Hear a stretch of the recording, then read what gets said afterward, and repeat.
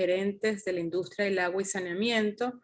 Hoy estaremos tratando el título Falla y reconstrucción del aliviadero del embalse Pueblo Viejo, Río Pueblo Viejo del estado Zulia, y nos acompaña el ingeniero Luis Miguel Suárez, además de nuestro coordinador académico, el profesor José María de Viana, quien va a dar unas palabras. Antes de comenzar formalmente, recordarles por favor mantener sus micrófonos apagados y los videos. Una vez finalice la actividad, pueden hacer sus preguntas a través del chat y nosotros se lo leeremos a nuestro invitado de hoy. Nuevamente, gracias y espero que la disfruten. Profesor José María. La verdad que hoy es un enorme gusto recibir nuevamente a Luis Miguel para presentarnos un caso real que algunos ingenieros pueden pensar que tiene características exóticas, porque vamos a estudiar una avería sobre el aliviadero de una presa de la costa oriental del lago. El embalse de Pueblo Viejo está sobre el río Pueblo Viejo, es un embalse construido en los años 60 y, y pues bien, este es una historia que, que en vez de ser una historia rara, yo después de conocer la historia completa, creo que se parece mucho al país y en general a la infraestructura de nuestro país. Es decir, una infraestructura originalmente construida muy bien, que comenzó a tener algunas fallas, que por ignorancia, porque las prácticas de mantenimiento se habían olvidado, pero sobre todo porque la gente que estaba al frente de esa operación no entendía las señales de las pequeñas averías. Esas pequeñas fallas sobre el aliviadero se convirtieron en una enorme avería. Y a Luis Miguel lo llama en el año 2005 PDVSA. PDVSA está en la costa oriental del lago y estaba viendo en dificultades su suministro de agua si ocurrió una falla mayor y se estudia cómo se puede reparar esa avería. Ya para ese momento la avería era de carácter destructivo y eso es otro de las cosas que nos va a ocurrir, pues unas fallas menores en equipos civiles o en equipos electromecánicos. Cuando la avería no se repara, las cosas no se reparan solas, se convierte en una gran falla. Y en ese momento hay que hacer un prodigio de talento, de conocimiento, de innovación para que reparar esa falla. Eso lo vamos a ver en este caso. Realmente las características de la falla llegaron a ser desastrosas. Vamos a encontrar grandes desastres en estaciones de bombeo, en embalses, en tuberías, en distintas instalaciones. Y en ese momento podemos entender por qué es importante la formación que estamos haciendo en este grupo de jóvenes. Y es que para reparar los problemas necesitamos tener conocimiento, y además de conocimiento, en Venezuela se necesita la capacidad de innovar e improvisar sobre la marcha de forma inteligente. De tal manera que efectivamente esta historia tuvo un final feliz, ocurrió ya hace 16 años. Sería interesante en algún momento visitar nuevamente el aliviadero a ver qué más pasó, pero quería un poco hacer esa introducción para decirles que se va a parecer mucho a lo que ustedes van a ver en las instalaciones de distintos niveles de infraestructura en el país. Pues sin más, vamos a comenzar. La presentación está grabada. Vamos a permitir que la presentación se proyecte. Al final de ella, Luis Miguel va a atender sus preguntas. Muchas gracias. Bienvenidos todos, mi nombre es Luis Miguel Suárez y hoy les voy a hacer una presentación que se titula Falla y reconstrucción del aliviadero del embalse Pueblo Viejo, situado sobre el río Pueblo Viejo en el estado Zulia. Hemos considerado que es importante divulgar esta experiencia que se vivió con la falla de este aliviadero en el año 2005 y que causó alarma pues, entre la población de la zona y todo el estado Zulia. El escenario que allí se planteó fue bastante complejo de resolver. Hubo que actuar sobre la marcha. No había tiempo para estudios ni para investigaciones. había que ir solucionando los problemas a medida que se iban presentando, usando básicamente el ingenio, la experiencia y actuando de forma perentoria, ya que la situación no permitía otro tipo de actuaciones. Esta experiencia puede serles valiosa a ustedes, jóvenes ingenieros, porque es posible que a lo largo de sus vidas profesionales se les puedan presentar situaciones de esta naturaleza y que, bueno, que es importante que vean cómo finalmente esto se resuelve con perseverancia, con sentido común, estando encima de los problemas. Y a la larga, después que han pasado ya los años, queda una experiencia bastante gratificante de lo que allí sucedió. Características principales de las obras. El embalse. Está ubicado en la costa oriental del lago de Maracaibo, sobre el río Pueblo Viejo, cerca de Lagunillas, en el estado Zulia. Su función es el abastecimiento de agua potable de las principales poblaciones de la costa oriental del lago de Maracaibo, tales como Lagunillas, Cabimas, Bachaquero, etc. La capacidad total del embalse original era de 71.8 millones de metros cúbicos. Actualmente debe haber perdido una parte de esa capacidad por sedimentación. El nivel normal del embalse es la cota 6750 y en cuanto a su cronología, esta obra fue construida por el Instituto Nacional de Obras Sanitarias entre 1958 y 1960. La presa. La presa es de materiales sueltos, es decir, una presa de tierra zonificada. Su altura es de 30,5 metros, la longitud de la cresta es de 500 metros y la cota de su cresta es la 73.5 metros sobre el nivel del mar. Las obras de toma, que el tipo de obra es una torre toma selectiva con 4 niveles de captación y un túnel por el estribo derecho de la presa.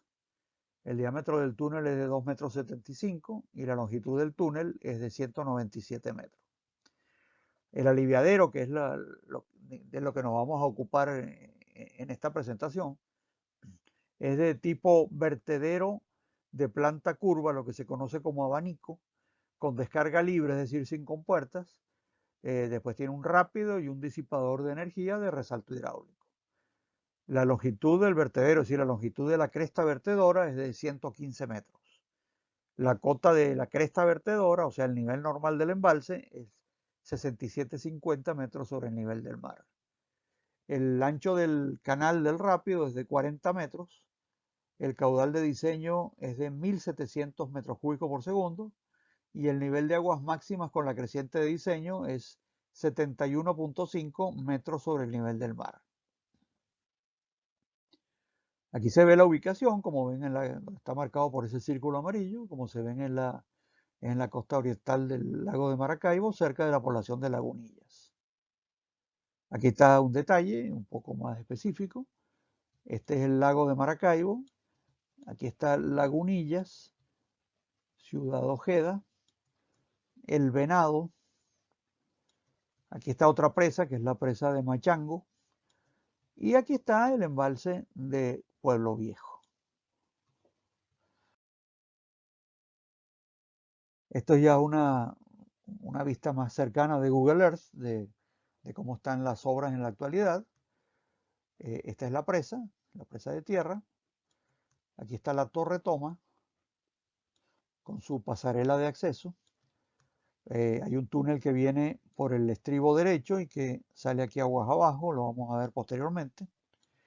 Y aquí está el aliviadero, que es lo que nos va a ocupar principalmente hoy. Es un aliviadero con una cresta curva, lo que se conoce como un abanico. Después tiene una contracción y pasa un rápido de 40 metros de ancho. Y después viene el disipador de energía de resalto hidráulico y su salida al cauce, pues, del río. Esto es una foto que les permite ver en mayor detalle la situación. La presa, la torre toma con su pasarela de acceso y el aliviadero, como ven, separado de la presa, con su rápido, etc.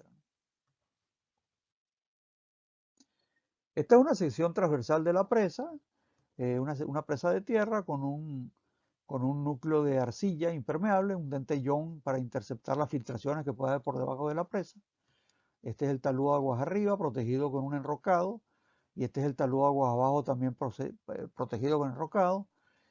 Tiene unos espaldones de material permeable y a veces semipermeable, de un material más bien gravoso. Y es una típica presa de tierra de las que se hacían en esa época. Aquí estamos viendo el talud aguas arriba de la presa, no en las mejores condiciones de mantenimiento, ya que se observa la gran cantidad de vegetación que hay creciendo en el enrocado, lo que indica que hace tiempo que no se ocupa nadie de cortar esa vegetación y mantener la presa como debe ser. Aquí está la cresta de la presa, aquí está también la cresta, esta es otra vista, este es también el talud aguas arriba de la presa. Aquí está la torre toma con 4 niveles de captación a diferentes profundidades. Es una torre toma selectiva que funciona por bombeo, es decir, unas bombas que captan el agua del interior de la torre y la envían hacia la planta de tratamiento a través de esta pasarela de acceso.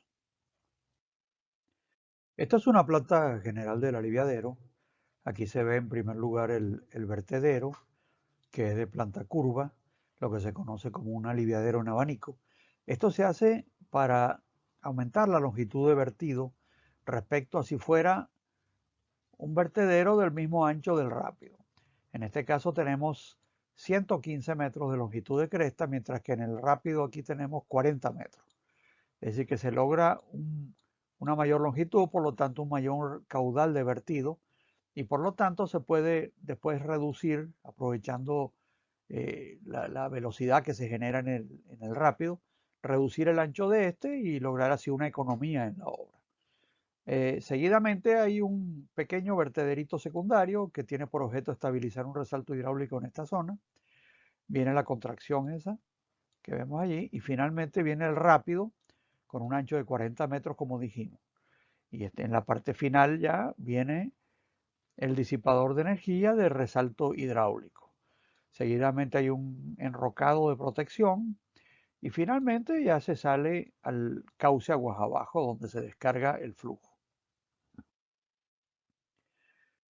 Este es un mayor detalle del aliviadero. Lo que quiero resaltar aquí es que el piso del aliviadero, es decir, todo esto, el aliviadero, el disipador de energía, etcétera, todo, está formado por una serie de losas de concreto que tienen en general unos 20 centímetros de espesor y que están separadas por una serie de juntas, tanto en el sentido transversal, como estas que están aquí, como en el sentido longitudinal, ¿no? Como estas otras que ven aquí. Cada losa de esas tiene aproximadamente unos 10 metros de ancho por unos 11 metros de longitud. Y ya vamos a ver que esas juntas fueron las causantes del gran problema de este aliviadero, por el hecho de no haberle practicado el mantenimiento que requerían de restituir el sellador impermeable elástico que normalmente se coloca en esas juntas. Este es un perfil longitudinal del aliviadero que por cierto se presenta en lo que se conoce como escalas deformadas, ¿no? Es decir, que aquí la escala vertical está exagerada respecto a la escala horizontal. Aquí se observa que la escala vertical es 1 a 100, mientras que la escala horizontal es 1 a 500. Eso a mí nunca me ha gustado, las escalas deformadas, porque le hacen perder a uno la visión del proyecto. O sea, es difícil imaginarse como esto en la realidad viendo este sistema de utilizar escalas deformadas. Por ejemplo, aquí se ve el vertedero con una forma que nada se parece a la realidad. Aquí está el pequeño vertederito secundario y aquí se ve el rápido con una pendiente que no tiene nada que ver con la pendiente real.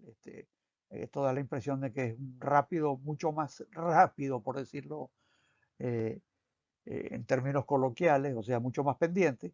Y aquí finalmente viene el disipador de energía, donde hay unos muros de buena altura, una altura bien importante, que es igual a 13 metros. Estas son diferentes secciones transversales a lo largo del canal del aliviadero. Aquí están los típicos muros que tienen la parte de la entrada. Son muros tipo cantilever. Esta figura está cortada por la mitad. Y después viene todas las losas del canal con toda esa serie de juntas, tanto longitudinales como transversales, que hemos visto en la imagen anterior. Estas son diferentes secciones, en diferentes progresivas. En algunas partes donde los muros son muy altos llevan como una especie de contrafuertes por detrás, tal como se ve aquí en la zona del aliviadero, perdón, en la zona del disipador de energía. Y finalmente está el enrocado que descarga aguas abajo del disipador de energía, el flujo allá al cauce natural del río. Aquí vemos la estructura de entrada del aliviadero, es decir, el vertedero, que como dijimos es curvo, lo que se conoce como abanico, tiene una longitud de cresta de 115 metros. Esto se hace en muchos casos para disminuir la sobrelevación del agua en el embalse, al tener una longitud de cresta mayor, y a la vez se puede contraer aguas abajo el canal y lograr que tanto el rápido como el disipador de energía tengan un ancho menor y por lo tanto sean menos costosos. En este caso, el ancho del rápido del disipador de energía es de 40 metros. Esto se ha hecho también en otras formas, en otras configuraciones. Hay muchas configuraciones posibles. Uno es el que se conoce como pico de pato y hay otro que se conoce como el aliviadero tipo laberinto, que se consigue en muchos casos y está explicado en la bibliografía especializada. A la derecha ven el aliviadero funcionando, tal como lo hacía frecuentemente durante todo este proceso que vamos a ver a continuación. La fundación de la estructura del aliviadero está constituida por lutitas con intercalaciones de areniscas friables. Estos materiales, especialmente las lutitas, se desintegran cuando se someten a ciclos de humectación y secado alternativos, transformándose en suelos fácilmente erosionables.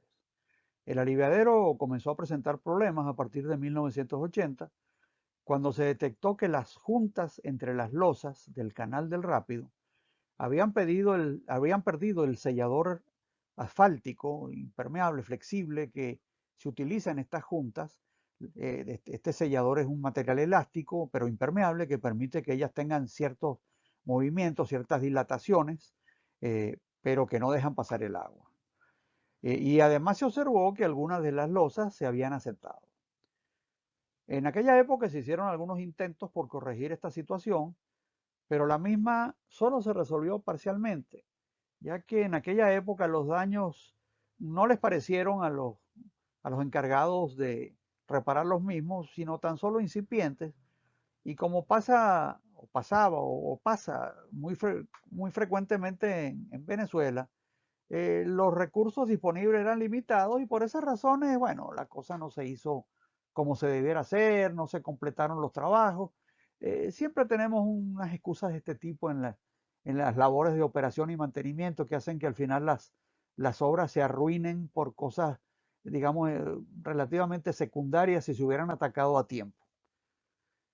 Finalmente, a principios del 2005 se produjo el colapso de una parte importante de la estructura del Rápido, teniendo lugar el hundimiento de las losas y de los muros en la zona central del canal, en una longitud de unos 85 metros y un ancho de unos 25 metros hacia la margen derecha.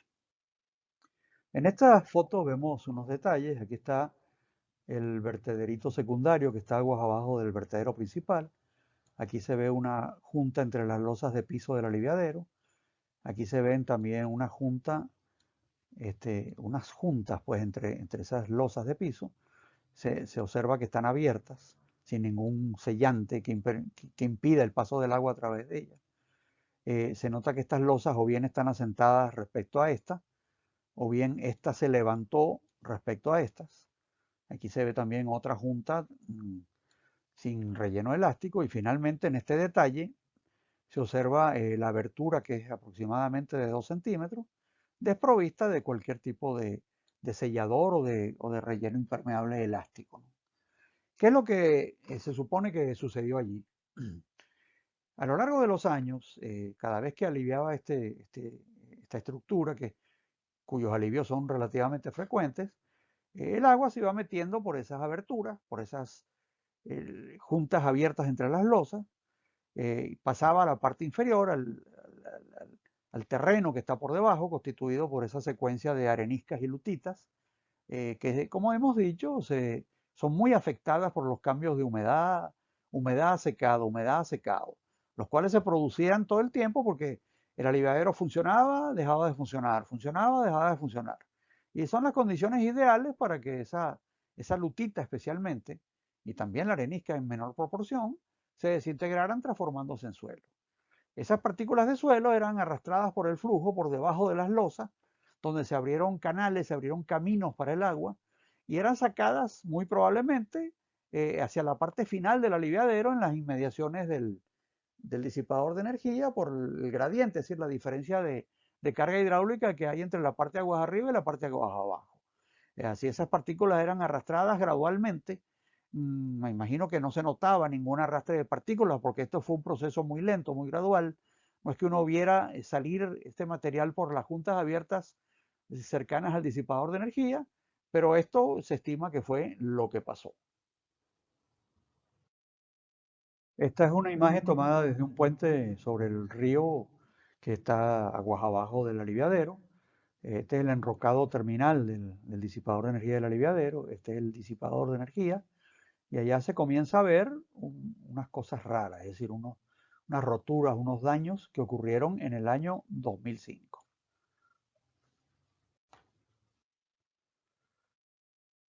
Aquí nos vamos acercando hacia aguas arriba.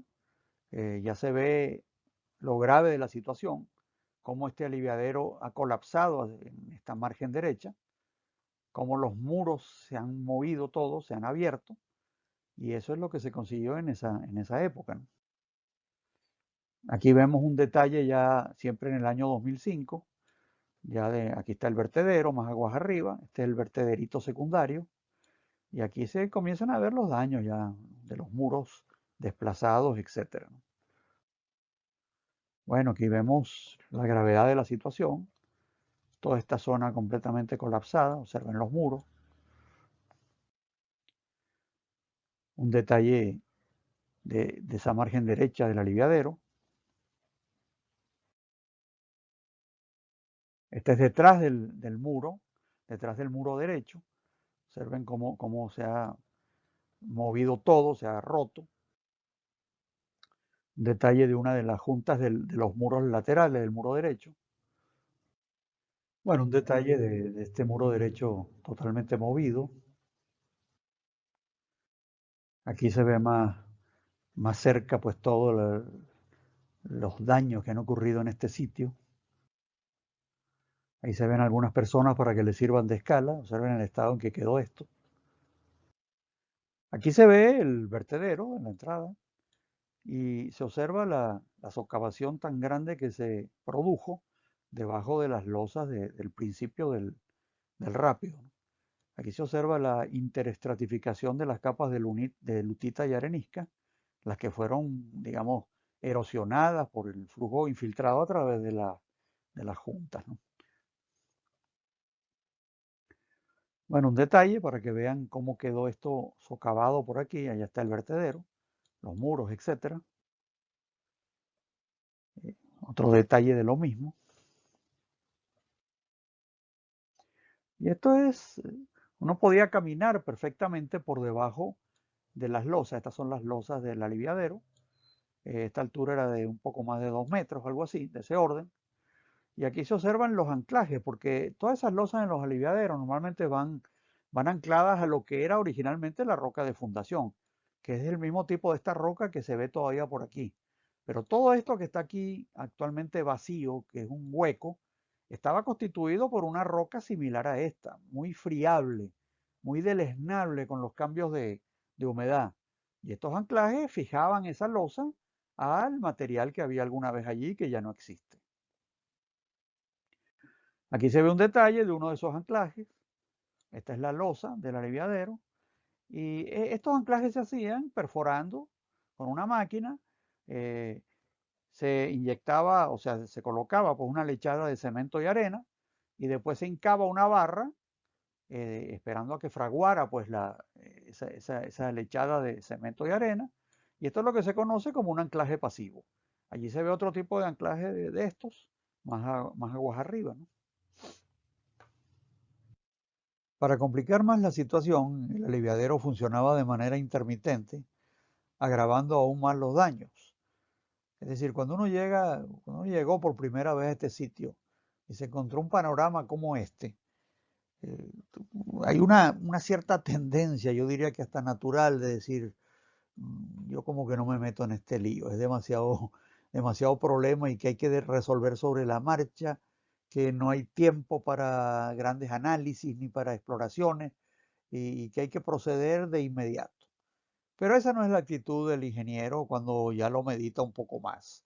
El ingeniero debe afrontar estos retos, debe perseverar, como dijimos al principio, y finalmente se va a llegar a la solución y se va a tener un resultado satisfactorio. Aquí tienen otro detalle de lo mismo. Esta es otra creciente, pues observen que el color del agua aquí es más marrón. Vean cómo se mete por detrás, por las aberturas de los muros y se está socavando incluso por detrás de lo que quedan de los muros. Esto es una vista hacia agua abajo. Esto es lo que decíamos, cómo se ve que el agua se mete por detrás de las roturas de los muros. Otro detalle, allí se ve todo el vertedero funcionando y el desastre del agua por aquí. Y pensar que toda esta situación se habría podido evitar si periódicamente se hubieran hecho los trabajos de mantenimiento sencillos y económicos de restitución de los sellos elásticos impermeables de las juntas. Lo primero que a uno se le viene a la mente cuando ve una situación como esta es revisar los planos del proyecto, ya que este es un proyecto de los años 50. Y allí se observó que la obra de captación de este embalse es una torre toma vertical con 4 niveles de captación. Es por bombeo, es decir, hay unas bombas aquí en la parte superior, en la plataforma superior de operación de la torre, que la mandan a través de esas tuberías hacia la planta de tratamiento. Se observó que en esa torre toma existe una descarga de fondo y la primera idea es vamos a operar la descarga de fondo para tratar de bajar el nivel del embalse y por lo menos poder trabajar en seco si el aliviadero deja de funcionar. Aquí se ve un corte vertical de la torre toma con varios niveles de captación, como dijimos. Aquí en el fondo, en esta pared que está aquí, está la descarga de fondo, que es una tubería de aproximadamente 1 metro y que tiene una compuerta aquí en la entrada que se maneja con este vástago desde un mecanismo que está en la parte superior, en la plataforma de operación de la torre. Este óvalo rojo es este detalle que está aquí. Aquí se ve esa compuerta que les digo, esta es la tubería que sale hacia el exterior, va por el túnel, por el estribo derecho, y es la tubería de la descarga de fondo, que aguas abajo está regulada por una compuerta por una válvula de cono, una Howell Bunker. Esa compuerta se maneja, como les dije, con un vástago que va hasta la superficie superior, es este vástago que se ve aquí, y allí se debería poder operar.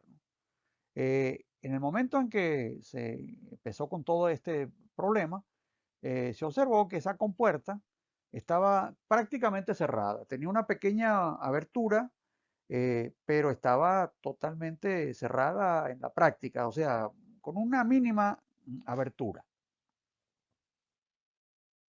Esta es la estructura terminal del túnel que va por el estribo derecho de la presa, es decir, que viene por aquí. Aquí se ve apenas un poquito de la presa. Y en esta estructura terminal es donde llega la descarga de fondo, que es una tubería que se colocó a lo largo de ese túnel, parte de la base de la torre toma y desemboca aquí al final, donde sale a un canal. Y esa descarga de fondo está constituida por una tubería de aproximadamente 1 metro de diámetro, una tubería de acero, que termina en esta válvula de cono, aquí ven el cono, o Howell Bunker. Esto es una vista en planta, una foto en planta de esa válvula, que es el órgano de regulación de la descarga de fondo. Se observa ya de una vez que esa válvula está en bastantes malas condiciones, toda oxidada, y que está abierta. Aquí se ve otra imagen de lo mismo, la válvula vista en forma frontal, y se ve que sale un chorrito por debajo. que es este chorrito que está aquí. Es decir que a pesar de que ella está abierta, el flujo está siendo controlado por la compuerta deslizante que está en la entrada de la descarga de fondo en la base de la torre toma, la cual, como dijimos, está prácticamente cerrada. Entonces, lo primero que hay que hacer, que hubo que hacer aquí es intentar abrir esa compuerta de entrada de la descarga de fondo que está dentro de la torre toma. Se intentó primero utilizando los mecanismos normales de operación, es decir, el actuador o el mecanismo que está en la parte superior, en la plataforma superior de la torre toma, pero ¿qué va? Esa válvula estaba trabada totalmente y no se pudo hacer nada con eso. Se procedió incluso a utilizar buzos que tuvieron que bajar a la parte inferior de la torre toma en una operación bastante complicada y riesgosa, y tratar directamente de actuar sobre la propia compuerta a ver si era posible desbloquearla, abrirla, pero todos los esfuerzos realizados resultaron infructuosos. Nuevamente resalta la importancia del mantenimiento en las obras hidráulicas. Qué útil hubiera sido tener una descarga de fondo operativa en este caso. Ante la imposibilidad de utilizar la descarga de fondo para bajar el nivel del embalse, se procedió a iniciar los trabajos de demolición de toda esa estructura dañada, pero sin embargo los frecuentes alivios hicieron complicada y muy engorrosa esta demolición, tal como lo pueden ver allí en esa imagen, ¿no?, que muestra los trabajos de demolición con flujo pasando por el aliviadero y las máquinas trabajando desde la margen derecha. Estos son detalles de esa demolición. Esos eran periodos en que no había flujo, porque el aliviadero se activaba o se desactivaba en forma bastante regular, por decirlo de alguna manera. Esta es una de esas oportunidades en que no había flujo en el aliviadero, que era mucho más fácil trabajar y había que aprovechar al máximo. La zona dañada del aliviadero, la que había que demoler, es esta que se indica aquí en la figura. Esta línea roja indica más o menos el área aproximada de demolición que había que efectuar.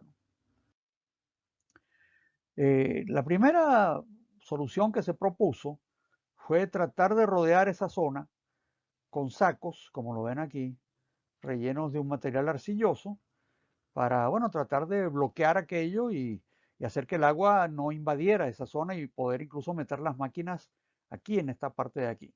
Pero esa solución se intentó y no funcionó, ya que cada vez que aliviaba el flujo era de una intensidad que se llevaba a los sacos y no sirvió esa solución. Se planteó entonces hacer ya lo que se conoce como un muro perimetral o una taguía ya de concreto, de algo más elaborado, para, bueno, para afrontar esa situación de una forma más ingenieril, digamos, en lugar de estar utilizando los sacos, ¿no? Y esto sería más o menos el trazado de ese dique perimetral que aislaría la zona que había que reparar, ¿no? Pero ¿qué pasó? ¿Con qué caudal íbamos a diseñar eso? No fue posible conseguir el estudio hidrológico de las crecientes utilizadas en la elaboración del proyecto, ya que recuerden que eso fue en los años 50 y no se pudo conseguir. Y a causa de la situación de emergencia que estaba teniendo lugar, plantearse la posibilidad de hacer un nuevo estudio hidrológico de las crecientes hubiera requerido un tiempo del que no se disponía. No podíamos, digamos, gastar un tiempo en hacer un estudio hidrológico que toma unos cuantos meses y la obra esperando allí por la solución que le íbamos a dar. Entonces, ¿qué fue lo que se hizo? Teníamos unas marcas de agua que dejaban las crecientes, incluso la marca de aguas máximas que habían dejado las crecientes en ese aliviadero, que eso que se indica allí con esa línea azul. Esas marcas de agua indicaban que la carga máxima aquí sobre el vertedero era de unos 40 a 50 centímetros, lo que permitió estimar, mediante el cálculo de las ecuaciones de un vertedero, que el caudal máximo que había pasado por allí era de aproximadamente unos 141 metros cúbicos por segundo. Y ya con esa información fue posible hacer un diseño, aunque fuera un diseño aproximado, de qué alturas de muros perimetrales de concreto íbamos a requerir para aislar la zona dañada en el rápido que había que reparar. Con el caudal obtenido fue posible ya modelar, aunque fuera de una forma aproximada, el comportamiento hidráulico del aliviadero. Aquí se ve un perfil longitudinal del flujo, por aquí está el vertedero y el resalto que se forma aguas abajo. Esto es el rápido, el disipador de energía, el resalto que se forma en el disipador de energía y finalmente el canal de salida ya y el cauce. Y aquí se ve que se puede determinar con una cierta aproximación el perfil del flujo en el rápido, incluyendo esos diques perimetrales o ese dique perimetral de concreto que pensábamos construir.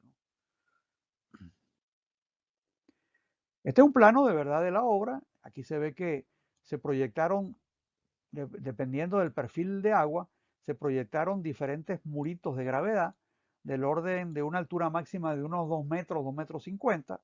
Esto es en distintas partes del rápido para aislar la zona que había que reparar. Esos se calcularon como unas pequeñas presitas de gravedad, calculando la estabilidad del volcamiento, el deslizamiento, etcétera, etcétera, ¿no? Con todas las de la ley. Y aquí se ve el proceso de construcción de ese recinto o de esas pequeñas presitas de gravedad. Allá al fondo, esto es una vista hacia agua arriba, allá al fondo se ve el vertedero. Aquí está el muro frontal, que es uno de los más altos, porque resiste, digamos, que es donde se forma como un resalto allí, ¿no? Después observen cómo las alturas de los muros se fueron ajustando al perfil del flujo, bueno, para lograr el mínimo costo de estas obras provisionales que después habría que demoler, pues, ¿no? Simultáneamente se sellaron todas las juntas con un sellador especial de juntas, un material elastoplástico, tal como lo ven aquí. Todos estos son sellos que se restituyeron, que era lo que se tenía que haber hecho en los años 80. Y aquí se ve cuando empezaba a funcionar el vertedero, que como le dije ya en reiteradas ocasiones, lo hacía con bastante frecuencia. Aquí se ve, bueno, esto es tomado con una cámara de aquella época, por eso se ve esto como si el muro aguas arriba del recinto estuviera torcido, pero eso es por efecto de la cámara, eso está en realidad recto. Aquí se ve la parte de arriba, el muro frontal, todo el flujo está siendo desviado por este lado de aquí y el recinto se mantiene seco tal como lo ven allí. Allí se ve una primera disminución de la altura de los muros para optimizar el costo de esa estructura. Esto es un detalle de eso. Aquí se ve el vertedero funcionando. Este es el muro del recinto, el muro frontal del recinto. Aquí se ve ya la primera bajadita en la altura del muro. Y observen cómo se forma aquí un medio resalto y después el flujo se va por allá. Este otro detalle, visto hacia aguas arriba. Observen cómo funciona perfectamente esto. Y aquí ya se tiene el recinto perfectamente seco. Es decir, ese sellado de juntas, incluso de las juntas del propio muro, porque el muro tiene juntas, ya lo vamos a ver en detalle, funcionó a las mil maravillas y prácticamente no entró agua aquí. Este otro detalle de lo mismo, observen el flujo desviado por aquí y el recinto ya trabajando dentro del recinto en seco. Y esta foto es tomada parado sobre el muro ese del recinto perimetral, en una de sus juntas, viendo cómo esta cara, la cara que está hacia el flujo, fue sellada con el sellador elástico este de juntas y el flujo pasando por aquí sin mayor problema. Bueno, aquí se ve ya más en conjunto cómo funcionó todo aquello, que funcionó muy bien. Allá se ve el vertedero trabajando durante una de las crecientes y el agua siendo desviada por aquí. Este es el disipador de energía y aquí está el canal de salida ya y el cauce aguas abajo. Vamos a ver a continuación otro aspecto un poco diferente de esta obra que hubo que resolver también sobre la marcha como todo aquí, porque era una situación de emergencia. Este es un perfil longitudinal del aliviadero en la zona donde se produjeron los daños. Esta es la superficie del aliviadero una vez reconstruido y esto es más o menos el levantamiento topográfico del socavón que se produjo allí. Por aquí aguas arriba hay una zona que no fue afectada, que es donde está el vertedero, y por aquí hay otra zona tampoco afectada, que es donde está el disipador de energía. Lo primero que se planteó es, ¿con qué vamos a rellenar esto? Ese tremendo hueco que estaba allí. Porque recuerden de que eso originalmente era roca, aunque fuera una roca que se fue desintegrando con el tiempo, pero era una roca. Si nosotros lo rellenábamos con material arcilloso, que es lo que se conseguía por los alrededores, era complicado. Primero porque no hay préstamos fáciles de conseguir en la zona. Generalmente todas esas tierras tienen dueño y sacar material en algún sitio habría que llegar a una negociación con el dueño, etcétera. Y por otra parte, un material arcilloso no era lo más conveniente porque la arcilla, por más que sea compactada, siempre tiene una cierta compresibilidad y no sería fácil pues fundar una estructura como esa, especialmente estos muros grandotes que están por aquí, por esta zona, aquí en la entrada del disipador de energía, que llegan a tener hasta 750 metros de altura. Por otra parte, si se rellenaba esto con tierra, o sea, con material arcilloso, que es básicamente impermeable, ustedes saben que todo aliviadero tiene un sistema de subdrenaje, o sea, unos drenes que son unas zanjas de unos 50 por 50 centímetros, en las cuales se instala una tubería de unos 15 centímetros de diámetro con perforaciones, y eso va metido entre piedra picada, etc. Eso es con la idea de captar cualquier filtración de agua que haya por allí, evitar que ejerza su presión sobre las losas de concreto del rápido, del aliviadero, y que las pueda levantar. Entonces reconstruir ese sistema de subdrenaje también tomaría tiempo y sería un poquito engorroso. ¿Qué solución se le buscó a todo esto? Se le buscó una solución muy práctica, que es la siguiente. Lo único que se conseguía disponible ahí en la zona oriental del lago, cerca relativamente de esta obra, era una picadora de piedra, lo que llaman una arenera, que en realidad no era tanto de arena, era más bien de piedra picada, ¿no? Y producía una piedra picada de buena calidad, de unos 1,5 a 2 centímetros de tamaño, más o menos. Bueno, lo más sencillo fue llegar a un arreglo con esa picadora de piedra, que tenía suficiente material, y usar ese material como relleno. Primero, una piedra picada, bien compactada, es prácticamente incompresible, igual que pudiera ser la roca original de fundación. Y en segundo lugar, es un material altamente permeable que digamos que todo ese relleno sería un gran subdren, es decir, el sistema de drenes individuales que vienen captando aguas arriba y que no habían sido afectados, y el sistema de drenes que están aquí en la zona del disipador de energía que tampoco habían sido afectados, quedarían perfectamente conectados con toda esta gran masa de material altamente permeable que sería un gran dren. Para evitar cualquier tipo de fenómeno de arrastre o lo que fuera, se colocó por debajo de todo esto, antes de colocar el relleno de piedra picada, se colocó una membrana geotextil permeable que sirviera como transición o filtro con la roca de fundación más abajo.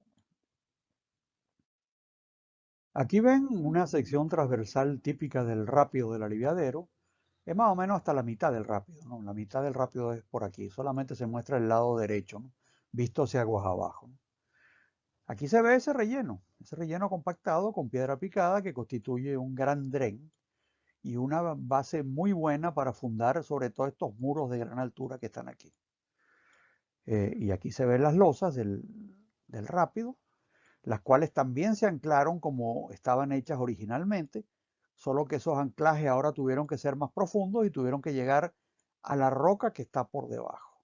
Y todo esto va revestido con una membrana negra que ya la vamos a ver en la foto, geotextil permeable que sirve de transición o de filtro.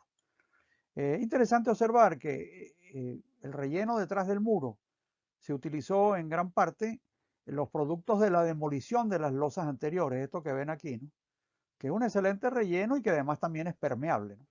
Excesivamente permeable quizá, y para no meterle mucha agua debajo, de manera que esa agua se metiera por aquí, o sea, agua de las lluvias que cayera por aquí y se pudiera infiltrar debajo, que no es bueno, eh, se colocó aquí una capa de material impermeable, una arcilla, para hacer eso, para sellarlo en la superficie. Bueno, este es un plano de verdad de la obra. Aquí se ven el diseño de los muros de diferentes alturas, dependiendo de la progresiva del rápido. Y aquí estamos viendo ya la demolición de las losas. Eh, esto es una vista hacia aguas abajo. Aquí se ve la taguía, es el muro perimetral lateral, o sea, el flujo cuando había creciente se desviaba por este lado. Y aquí se ve el dique terminal inmediatamente aguas arriba del disipador de energía que está aquí. Y este es el material ese que hubo que comprar en la picadora de piedra, que es un material excelente. Este es el inicio del relleno con material de piedra picada, cuando estaba comenzando, después de limpiar toda la fundación. Aquí se ve un poquito de la membrana geotextil permeable que sirve de transición. Allá al fondo se ve el vertedero principal y este es el dique o ataguía perimetral. Aquí se ve cómo van progresando los trabajos de relleno ya de la socavación con este material de piedra picada y siendo bien compactada. Esto negro que se ve aquí es el geotextil que se iba poniendo en el contacto con todas las excavaciones. Esto es otra vista de la reconstrucción de los muros laterales. Este es el muro lateral derecho. Se trabajaba día y noche, ya que era una cuestión contrarreloj para tratar de resolver esto lo antes posible, porque lo que no les he comentado es que esta presa durante todo el trabajo de reconstrucción de esta obra se mantuvo perfectamente operativa. Es decir, se siguió enviando agua a la planta de tratamiento como se hacía normalmente, sin ninguna interrupción del servicio. Esto es la reconstrucción de losas. Aquí se ve cómo está el vertedero por allá. Esto rodeado por el dique del recinto la reconstrucción de las losas ya sobre la piedra picada bien compactada. Otro detalle de esa reconstrucción de losas. Aquí se ve cómo primero se le instala como una especie de cordón de un material elástico de PVC, como para contener el relleno elástico que va arriba en las juntas, en todas las juntas que se están reconstruyendo. Y después encima se le echa el sellador ese asfáltico que vimos elástico. Bueno, y aquí ven comparativamente cómo estaba esto en el año 2005, esto que ya hemos visto suficientemente, y cómo quedó ya una vez reparado en el año 2007. Esta es la zona totalmente reparada. Un detalle de la reparación, lo que se ve aquí es el pequeño aliviaderito secundario y esta es toda la zona reparada. Ya el dique o ataguía perimetral fue demolido, ese venía más o menos por aquí y por aquí. Esto es una vista hacia aguas abajo, ya todo reconstruido. Observen todas las juntas selladas como debió hacerse en el año 1980. Una vista desde el puente que está aguas abajo sobre el río hacia aguas arriba. Allá está el disipador perdón, el vertedero principal y esta es toda la zona reconstruida. Aquí queda todavía la marca de lo que fue la taguía o dique perimetral esa que se hizo allí, ¿no? Y este es un alivio que tuvo lugar ya después de todas las reparaciones que se hicieron, en el que se ve que, bueno, el aliviadero ha vuelto a funcionar en condiciones normales. Comentarios finales. Vamos a hacer a continuación unos comentarios que ya han sido hechos a lo largo del desarrollo de esta presentación, pero que no está de más repetirlos. Lo ocurrido en este aliviadero demuestra la importancia que revisten las labores de inspección y mantenimiento oportuno en las obras hidráulicas. Cuando en una obra hidráulica se detectan daños, aunque sean incipientes, hay que corregirlos de inmediato, ya que estos tienden a propagarse aceleradamente y llega un momento en que crecen en una manera casi que yo podría decir que exponencial y se pudieran llegar a ser inmanejables. Fíjense que por no haberse hecho los trabajos de mantenimiento periódicos requeridos, se produjo el colapso parcial de esta obra, lo que a su vez causó alarma en la opinión pública regional. Los medios de comunicación quizá magnificaron lo que allí estaba sucediendo, hablando incluso de que estaba en peligro de falla de la presa, la cual en realidad la presa propiamente dicha nunca estuvo en peligro. Reponer periódicamente el material sellante de las juntas habría sido muchísimo más económico y sencillo que ejecutar los trabajos de reconstrucción descritos en una carrera contra el tiempo y contra la adversidad. En este mismo orden de ideas, qué útil hubiera sido poder contar con una descarga de fondo operativa para ayudar a controlar el nivel del embalse en la medida de lo posible, por supuesto, facilitando en algún grado la ejecución de las obras de reparación del aliviadero.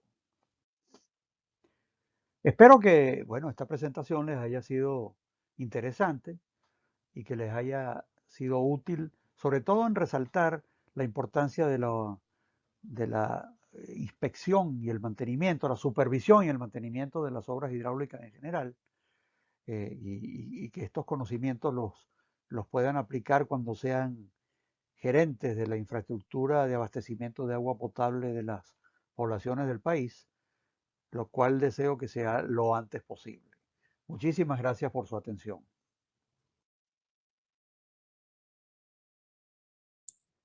Muchas gracias, ingeniero.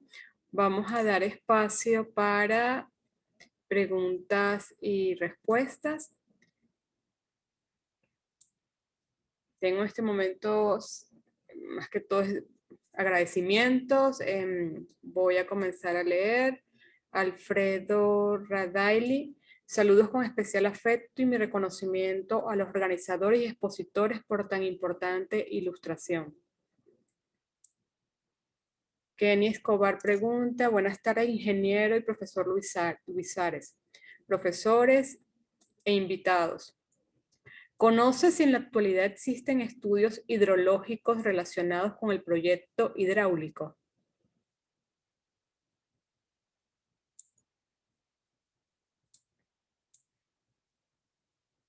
Profesor, ¿tiene el micrófono apagado?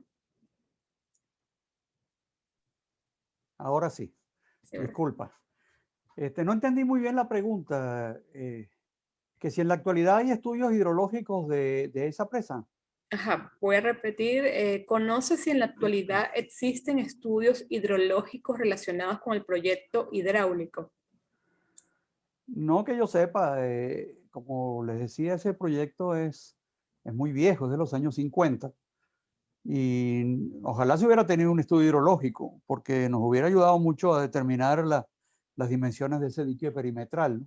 Tuvimos que hacer una medida ahí un poquito empírica, que fue estimar más o menos cuál sería el caudal máximo que había pasado por allí, ¿no? No creo que haya ningún estudio hidrológico después de eso. Yo creo que después de eso simplemente se puso la obra a funcionar y más nada. No creo que nadie haya contratado un estudio hidrológico actualizado. No lo sé. Sergio López dice, buenas tardes, excelente presentación. Por favor, ¿cuánto tiempo y costo se invirtió en la obra de reparación? El tiempo fue como año y medio, algo así, en total, ¿no? Desde que se arrancó con todo esto hasta que se inauguró, ¿no? El costo no tengo idea. Nosotros en general, en la oficina, tratamos siempre de no involucrarnos en las partes de costos. Porque bueno, yo no sé cómo es eso, quién lo paga, qué arreglos hay económicos. No te sabría responder cuánto costó esa obra al final. Pero no es que no tengo los datos, no sé. Sí. Tenemos aquí de María Isabel, hace dos preguntas. La primera, habló sobre la actitud del ingeniero con respecto a los riesgos. ¿Alguna recomendación sobre cómo identificar cuando un proyecto puede ser demasiado problema? Bueno, eso lo tiene que apreciar uno, ¿no?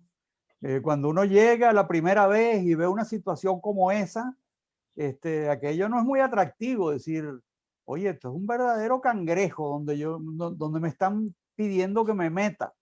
La primera reacción, como dije al principio de la presentación, es, vámonos, esto está demasiado complicado. Pero no, esa es una reacción que rápidamente a uno se le pasa, ¿no? Uno en general, para eso uno es ingeniero y tiene cierta especialidad en estas cosas y cierta experiencia, ¿no? Al final uno termina afrontando y empezando a idearse en la cabeza cómo se podría manejar aquello, por dónde podría desviar el agua, qué podría hacer, cómo enfocar toda aquella situación, ¿no? Y al final uno lo termina haciendo y involucrándose con alma, vida y corazón en resolver ese problema, pensándolo día y noche, ¿no? Esa es la actitud más o menos que hay que adoptar. Ella tiene una segunda pregunta y menciona, usted comentó sobre las dificultades que generó la falla de la descarga de fondo. ¿Qué consideraciones deberían tomarse para aprovechar y mantener la descarga de fondo al máximo?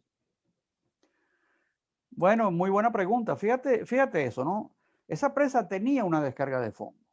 Lo que pasa es que por el estado que se vio esa válvula que está a la salida, que es una válvula de cola, una Howell-Bunger, aquello era una pelota de óxido, básicamente. Eso se ve que no se ha utilizado, pero en añales, quizá no se ha utilizado nunca, ¿no? Entonces, por otra parte, la compuerta de emergencia que está situada dentro de la torre toma, que es una compuerta deslizante, estaba trabada, se ve que también por óxido, se ve que aquello no se utilizó nunca, o sea que todo eso que hablamos en el curso, si ustedes recuerdan al principio del curso, cuando yo les di el tema de las descargas de fondo, de la importancia que tenían para la limpieza de los sedimentos del embalse, para incluso botar, en este caso especialmente, botar el agua de mala calidad que se tiende a acumular en la franja inferior de los embalses. La zona esa anóxica que se forma en el fondo, llena de bacterias, de sedimentos, de todo eso que es indeseable para que sea enviado a la planta de tratamiento. Bueno, en esta presa se ve que eso nunca se le hizo el más mínimo caso. Otro indicativo de eso es que las primeras fotos que se vieron allí en la presentación, los taludes de la presa eran un poco menos que una pequeña selva. Es decir, lleno de matorrales, hasta de pequeños árboles y de todo. O sea, se ve un muy deficiente mantenimiento. Y bueno, y no hablemos de las juntas del aliviadero, que fue lo que causó este problema verdaderamente importante, ¿no? O sea que bueno, ahí ven, el mantenimiento es vital en las obras hidráulicas, es vital. Y si no se hace, pasan estas cosas. Todo lo que hubo que hacer para tratar de reparar ese aliviadero. Y bueno, y me imagino que lo lógico sería, ahora que ya las cosas están normalizadas, ver cómo se hace para reparar esa descarga de fondo, pero yo dudo mucho que alguien se esté ocupando de eso. Adonai Hernández Pregón pregunta cuánto tiempo y dinero estiman que hubiesen ahorrado si la descarga de fondo hubiese funcionado. Mira, como respondí antes a otra pregunta, yo en la parte económica no me involucro mucho, pero yo me imagino que una barbaridad de dinero, agarrar esas juntas, es que si se hubiera hecho el sellado periódico de las juntas cada cierto número de años, no sé, cada 4 o 5 años, no sé, cuando se viera que con ese sol tan intenso que hay en el estado Zulia, esos selladores asfálticos, elásticos, ya se empiezan a endurecer y se empiezan lo que se llama a cristalizar, y que por lo tanto hay que rehacerlos, hay que restituirlos. Eso es nada, el costo es nada comparado con lo que hubo que gastar allí, demoliendo todo aquello, construyendo el dique perimetral, bueno, todo lo que se hizo, colocando aquel relleno de piedra picada, restituyendo los anclajes, nada, el costo sería verdaderamente minúsculo en comparación con lo que hubo que hacer allí. Tenemos algunos comentarios. Rafael Guevara, excelente y muy útil presentación. Un gran abrazo al profesor Jacobo Rubinstein, excelente presentación. Gracias. Confirma que los grandes desastres son casi siempre la suma de pequeñas cosas que se podían evitar, pero se ignoraron y estallaron en problemas desastrosos. Germán Uzcategui, Luis Miguel, excelente trabajo y la presentación muy clara y pedagógica. Ejemplarizantes ejemplos sobre la necesidad de inspección y mantenimiento oportuno de las obras. Muy bien expuesto, felicitaciones nuevamente.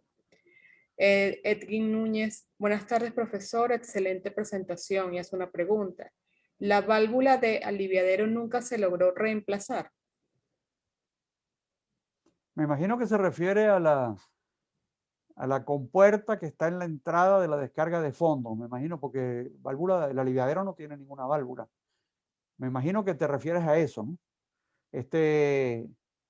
¿no? No, esa válvula, esa compuerta era una compuerta deslizante, la que está en la entrada de la descarga de fondo, en el interior de la torre toma. Esa está, me imagino que por más de 50 años de abandono está inutilizable totalmente. Eso yo creo que habría que sacarla de alguna manera, cambiarla por una nueva, etcétera. Y muy posiblemente la válvula de cono Howell-Bunger que está a la salida de la descarga de fondo también. Eso ya está perdido todo, ya son demasiados años de abandono. Verónica Rodríguez, buenas tardes, excelente presentación. ¿Cada cuánto recomienda hacer el mantenimiento de las juntas? Mira, yo no te puedo dar una fecha exacta, pero depende de cada sitio, depende. En este caso debe ser más frecuente porque el sol que pega en el Zulia no es el mismo sol que puede pegar en Mérida o en otros lados, ¿no? El sol allá es fuerte, como ustedes saben, ¿no?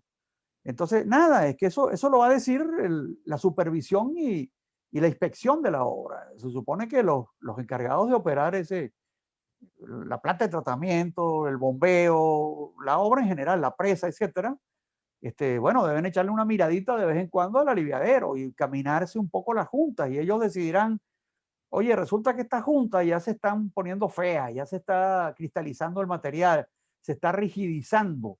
Yo calculo que cada 4 o 5 años, pero no, pero eso es una estimación muy abuelo de pájaro mía, ¿no? Pero como te digo, eso lo decidirán la supervisión, que es la que debe decir, hay que reparar estas juntas, ya le toca otra vez. David Montero pregunta, ¿cuál es la vida promedio de este tipo de juntas impermeables? Bueno, es la misma pregunta anterior, ¿no? Yo creo que ya la respondí. Así es verdad. Maris Aguirre, profesor Luis, ¿cómo fue el manejo de mantener la obra operativa más la obra en reparación? Bueno, el manejo, afortunadamente en este caso, el aliviadero está separado de la presa, como vieron en las primeras fotos aéreas que les mostré, ¿no? Entonces, digamos que el aliviadero en cierta forma era un poco independiente de lo que es la presa, la torre toma, todas esas cosas. Y en realidad no hubo mayor problema en trabajar todo el tiempo. La presa estuvo funcionando, cumpliendo con su función de enviar agua a la planta de tratamiento, porque era una estructura totalmente separada del aliviadero, como es la torre toma, ¿no?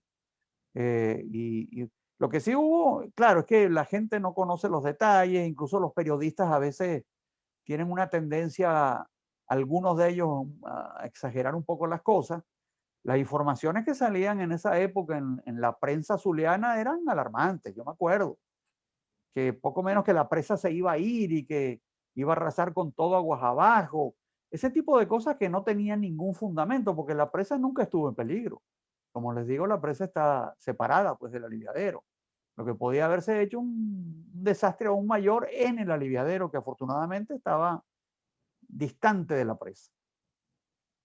El profesor José María de Viana, ¿nos puede señalar otras presas con averías importantes que están sin reparar y que usted conozca?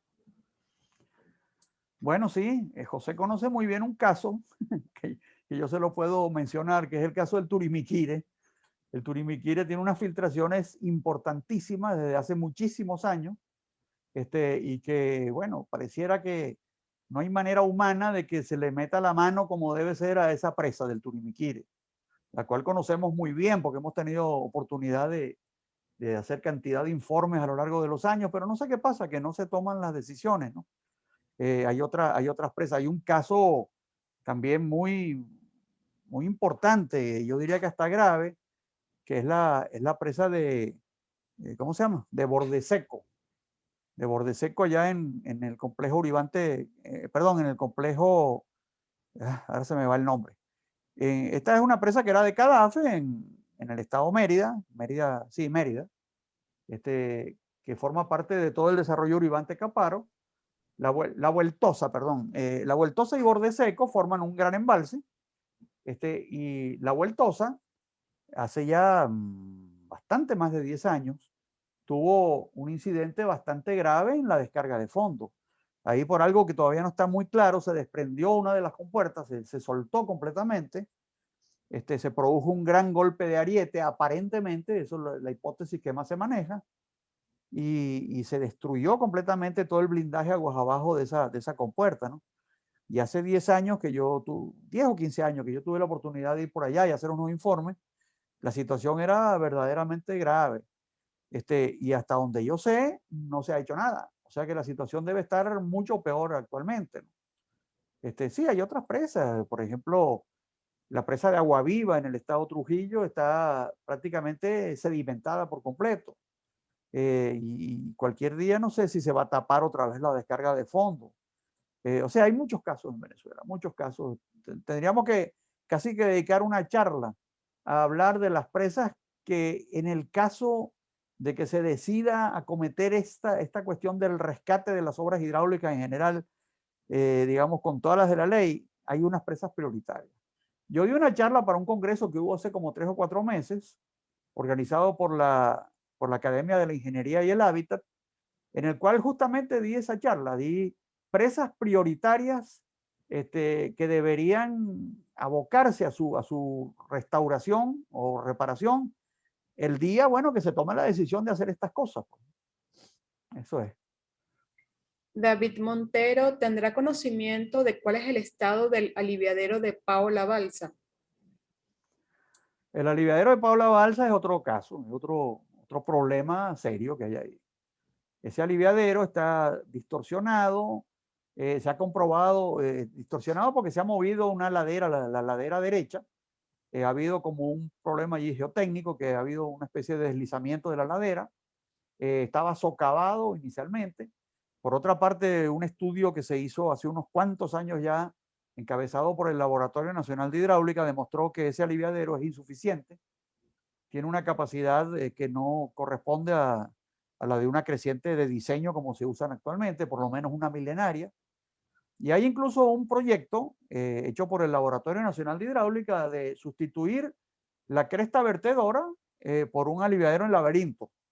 Eso incluso se ensayó en un modelo en el Laboratorio Nacional de Hidráulica, pero no se ha hecho nada.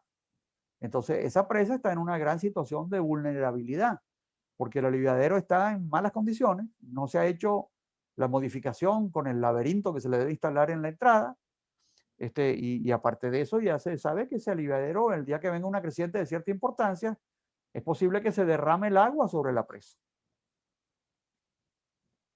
Arturo Marcano, gracias, excelente presentación. ¿Cuánto tiempo duró la reparación? Bueno, sí, ya lo respondí antes, que aproximadamente fue como 1 año y medio más o menos. John Naisir, al saber del estado de la descarga de fondo después o durante la obra, no se pudo hacer nada con la descarga de fondo, cambiarla, por ejemplo. No se pudo. Es un trabajo que se pudiera hacer ahora. Ahora que ya la emergencia pasó, que ya, bueno, se supone que volvió la calma, digamos, se quitó aquel estado de angustia que había en el estado Zulia y la prensa y los noticieros alarmando mucho sobre esta situación, ¿no? Pero yo no sé si alguien se acordará de eso, si alguien se ocupará de hacer lo que hay que hacer allí, de quitar esa. Bueno, yo lo respondí antes en una pregunta, que habría que cambiar esas dos, o sea, la compuerta que está en la entrada de la descarga de fondo, cambiarla, o sea, cortarla con soplete, yo no sé, de alguna manera eliminar esa compuerta porque se ve que está hecho un desastre, pues 50 años de abandono ya no puede servir esa compuerta. Y la otra cambiar la que está en el extremo aguas abajo, la válvula Howell-Bunger que está allí. Alfredo Radaeli, ¿tendrá una opinión si los ríos de gran caudal como el río Catatumbo, en el Zulia, el Tarra, entre otros, se podrán regresar para aprovechar como generación de energía eléctrica para la ciudad de Maracaibo y sus poblaciones? ¿Se podrán que regresar? ¿Se podrán Se utilizar? podrán, sí, aprovechar. Aprovechar. Mira, no tengo información, no sé. Es posible, sí. Es posible que todos esos grandes ríos algún día se aprovechen desde el punto de vista hidroeléctrico, pero no tengo así mucha información al respecto. Dacio Forja, en toda obra de ingeniería se debe prever la falta de mantenimiento de las estructuras. Si se hubieran limitado el número de juntas de dilatación, se minimizarían los problemas. Si las losas se hacen integrales de muro a muro, no se tienen juntas alineadas con el flujo. Bueno, eso que tú has dicho es muy cierto. Mi hijo Diego y yo publicamos hace 2 o 3 años un libro que está en internet y está gratuito, se lo pueden bajar de nuestra página web, que es www.proyectoshidráulicos.com. Ahí se lo bajan gratuitamente. Ese libro se llama Lecciones aprendidas de los incidentes y fallas en las presas de Venezuela. Al final hay un capítulo que se titula, no me recuerdo exactamente, Experiencias aprendidas. De todo, hay como 35 incidentes de cierta importancia que han ocurrido en las presas de Venezuela a lo largo de toda la historia de esas presas. Y una de las conclusiones que sale en ese último capítulo es justamente esa que acaba de decir él. Las juntas en general siempre han sido una fuente de problemas, siempre. Juntas que se abren, losas que se distorsionan, agua que se mete por debajo a través de esas juntas.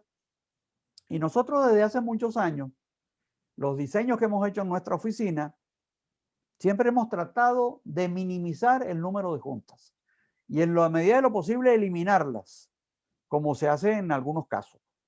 Es totalmente correcto lo que acabas de decir, lo que acabas de preguntar. La recomendación es que, pero claro, hay que analizarlo muy bien, ¿no? Desde el punto de vista estructural, ¿no? Quizá hay que aumentar un poco ya el acero de refuerzo, etcétera, para absorber las dilataciones y los cambios de temperatura. Pero esa es una recomendación que nosotros siempre hemos adoptado en vista de tantas cosas que hemos visto, porque esto no pasó solamente, eso de que uno puede caminar por debajo de las losas de este aliviadero.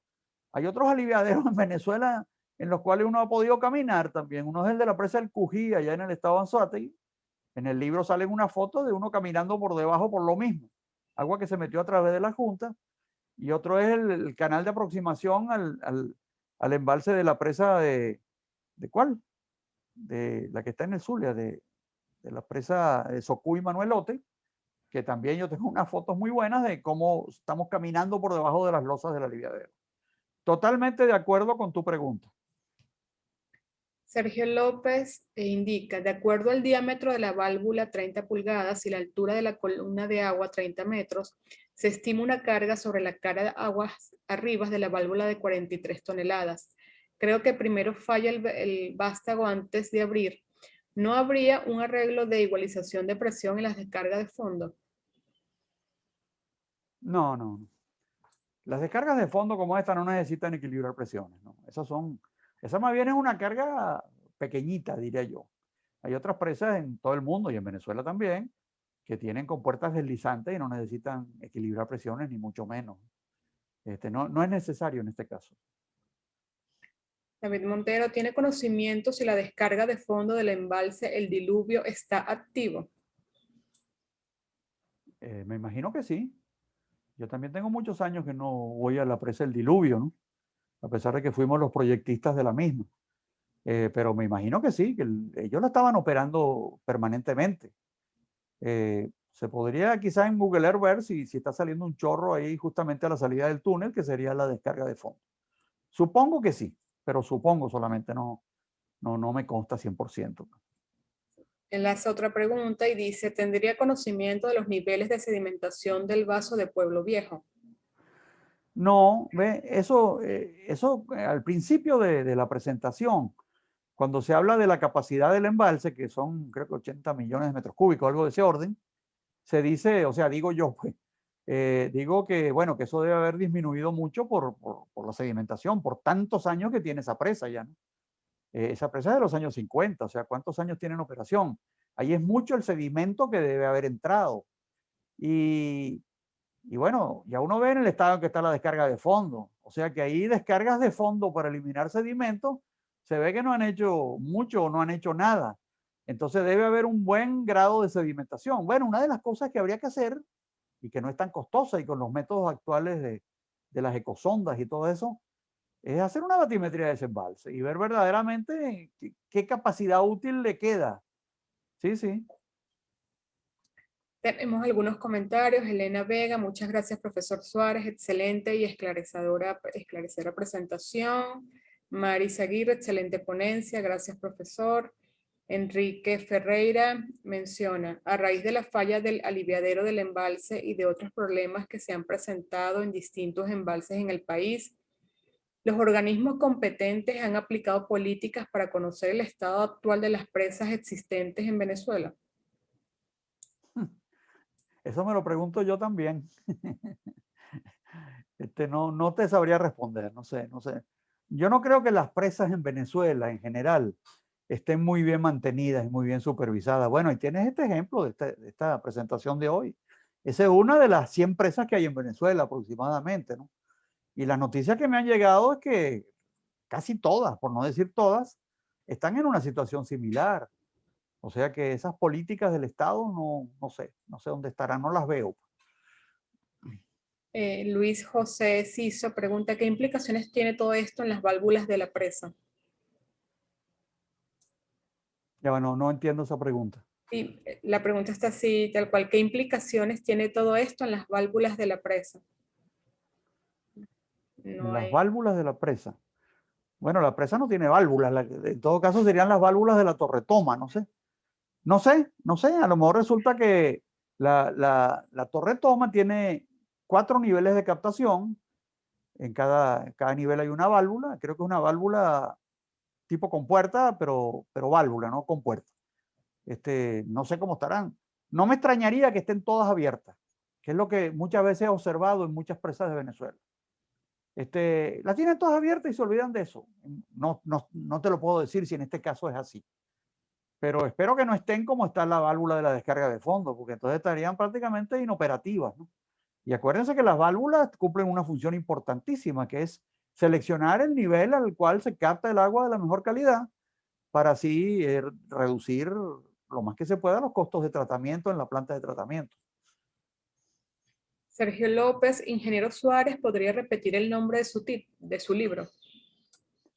Sí, el libro se llama Lecciones aprendidas de los incidentes y fallas en las presas de Venezuela. Y si se meten en nuestra página web, que es www.proyectoshidráulicostodopegado.com, hay varias pestañas de todo lo que hemos hecho nosotros, de nuestra experiencia, etcétera, etcétera. Y al final hay una pestaña que se llama Publicaciones. En esa publicación están los 4 libros que yo he editado, que yo he publicado a lo largo de los años, de los cuales este último, el que les acabo de citar, es el único que se ha hecho digital, así que no está en físico. Y se puede bajar de esa página web gratuitamente, sin costo. Gracias. Edwin Núñez pregunta, ¿cuántos metros cúbicos de piedra picada se usó? ¿No hay riesgo de desplazamientos? ¿Cuántos metros cúbicos? No tengo la cifra en mente, serían que unos 4 o 5 mil metros cúbicos, algo así. Mira, lo que te diga a lo mejor no está bien. ¿Desplazamiento cómo? No veo cómo se pueda desplazar, porque ¿qué pasó antes, cuando estaba eso, digamos, antes de todo esto? Que la roca entre comillas, la lutita y la arenisca, se iban disgregando y se iba transformando como en un suelo.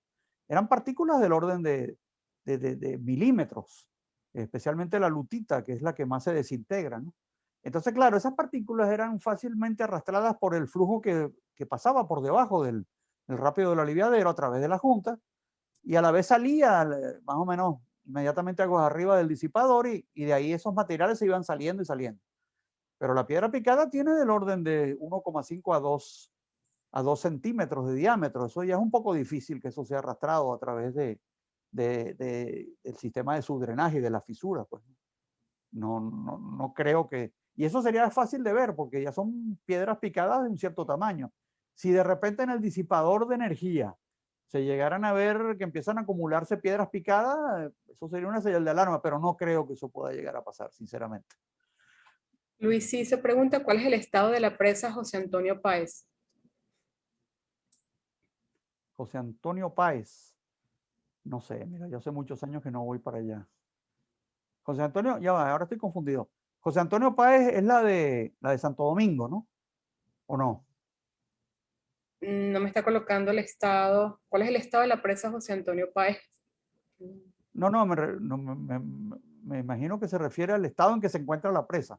O sea, pero Sí. No, exacto, el estado actual de la presa va más por El allá. estado actual. Esa será Santo Domingo, creo que se llama Complejo Hidroeléctrico José Antonio Páez, creo, o no es esa. Pregúntale a ver si es la presa de Santo Domingo. Nos los puede colocar, por favor, Luis, en el chat y con gusto respondemos esa pregunta. Jesús Vázquez, bueno, nos envía un link, está en el chat, profesor, de algunos libros de Coplanar que compartí. Hay algunos posibles puntos de presa para el aprovechamiento de hidroeléctrica. Igual lo tiene en el chat, se la vamos a compartir, profesor. Jesús Montilla, ingeniero, ¿qué información? Bueno, ya esto fue conversado sobre, justo preguntas sobre la misma presa, José Antonio Páez, estamos esperando que nos digan. Sí, si quiere ya, sí. La Ajá, aquí por presa Santo Domingo, dice Santo Domingo, Santo Santo Domingo, Domingo. sí. La presa Santo Domingo José Antonio Páez, bueno, es una de las pocas presas de concreto en arco que tenemos en Venezuela. Entiendo que hay solamente, a ver, si la memoria no me traiciona, hay dos, que es la presa de Ocumarito y la presa de la de Santo Domingo, José Antonio Páez, ¿no? Esa presa en general, la última vez que yo estuve fue cuando hace como unos 4 años que se operaron al máximo las descargas de fondo y en el curso ese que yo les di de sedimentación en los embalses se vio que el efecto de operar, de vaciar el embalse fue verdaderamente muy bueno, así que se logró eliminar una enorme cantidad de sedimentos. Había habido problemas con una de las compuertas radiales de una de las descargas de fondo que fue arrastrada por el flujo, la rompió el flujo cargado de sedimentos, pero me imagino que eso ya lo han reparado, ¿no? De ahí para adelante no se vio más nada que haya pasado algo más en esa presa.